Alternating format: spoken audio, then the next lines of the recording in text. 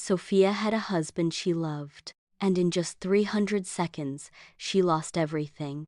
Sophia, 36, lived a simple, peaceful life in Texas. She worked as a supervisor at Walmart, earning $1,900 a month. Her husband Mike, 39, worked in construction. Their 9-year-old daughter was their happiness. Life wasn't perfect, but it was full of love.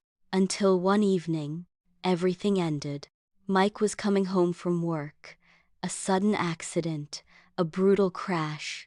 Within 5 minutes, he was gone. No goodbye, no warning. Sophia rushed to the hospital, but all she found was silence. Her world was shattered. Days passed in tears. Nights felt endless. But every morning, her daughter still needed her. So Sophia stood up again. She went back to work, smiled at customers, did her job, but $1,900 wasn't enough. Bills piled up, fear took over. Still, she didn't quit. Sophia didn't need a miracle, just a few simple actions that kept her from falling apart. She started cutting expenses instantly, like subscriptions, takeout, and shopping. Then she went to real places for help. She spoke to her store manager at Walmart and got extra shifts.